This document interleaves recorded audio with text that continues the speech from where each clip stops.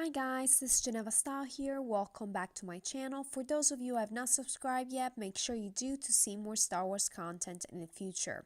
This video will feature an analysis of Reylo content in Star Wars The Last Jedi. There might be a part 2 to this video, and make sure to watch the video I posted last week which featured an analysis of Reylo in The Force Awakens. I will link it down below.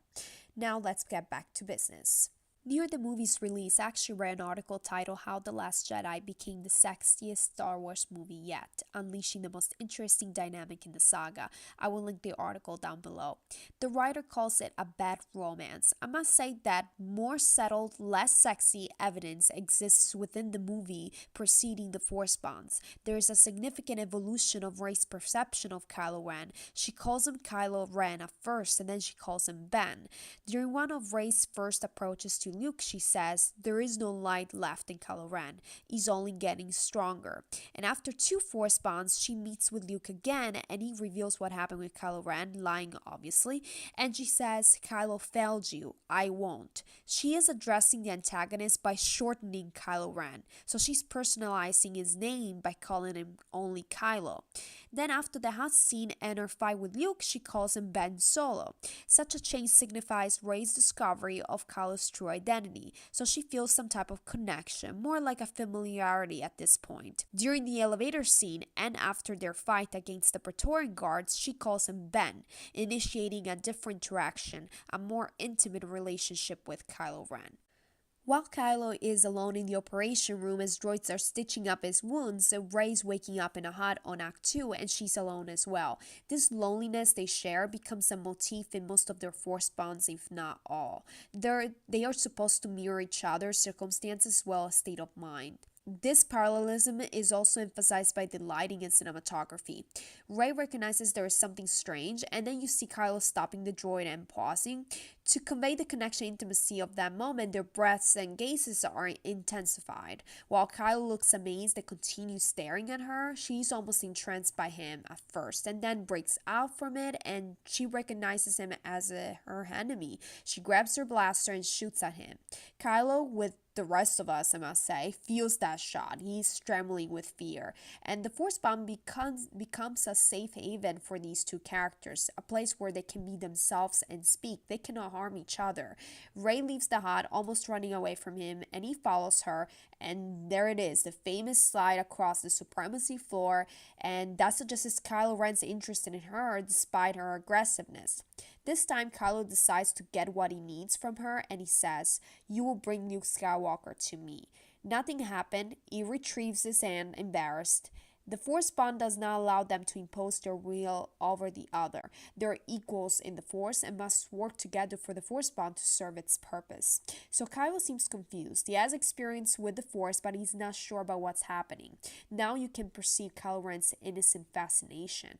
So Rey says, "You're gonna pay for what you did." He completely ignores that and he says, "Can you see my surroundings? I can't see yours, just you." The way he paused before he said "you" suggested that all he can see is Rey. So he continues, "This is something else." A concerned Kylo then says, "Luke," feeling Luke's presence in the connection. As Luke appears on screen, Kylo disappears, suggesting Rey's inability to coexist on 2 different conflicting realities, one in which Luke is present and one with Kylo. The Force bond in the rain is quite significant for Kylo's attachment to Rey. He gets to feel her touching the rain, and despite Rey's offensive mode, it is a very pure scene in which they're both discovering something new. Kylo wonders why the Force is connecting them, and Rey and Kylo's tones are very different. Rey's on the defensive mode.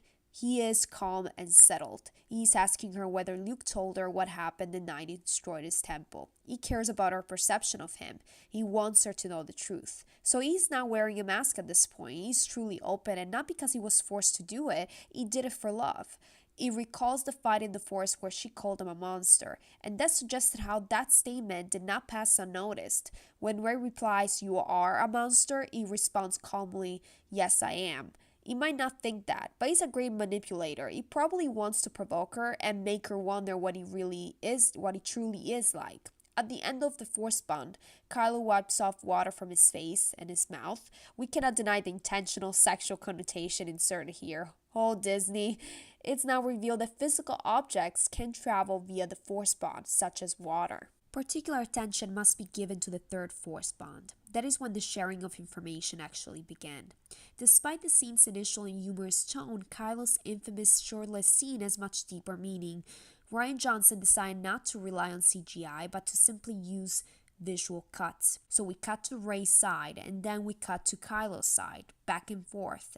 That signifies separation, but also unity on screen. When she turns her head to deviate his gaze, Kylo turns his body half naked. That tells the audience Rey is seeing Kylo's entire body, not just his face. When she asks him to put on his shirt, he does not. That directly points to a growing attraction between them. This is not just fan service. Sure, Adam Driver's physicality is spectacular, but this conveys a feeling of being naked. It's almost like not wearing a mask. Rey is inquisitive. She wants to know why he hated his father. Rey lacks a family, so she cannot understand how he could possibly betray his entire family to pursue a personal agenda. He states they did not hate him. He is surprised by Rey's unwillingness to understand how it feels like to be abandoned. She experienced her family's rejection. Kylo says, "They threw you away like garbage, but you can't stop needing them." This is Rey's greatest weakness, her inability to forget about her past and move on, embracing her destiny. This conversation highlights Kylo's interest in her future, believing that they share a common goal, a common destiny. He then reveals the truth about his betrayal. Luke tried to kill Kylo, realizing his inclination to the dark side. Rey did not believe him at first, but she realized Kylo never lied to her. Thank you so much for watching. Make sure to subscribe to see more Star Wars content, and I'll see you guys next time for part 2.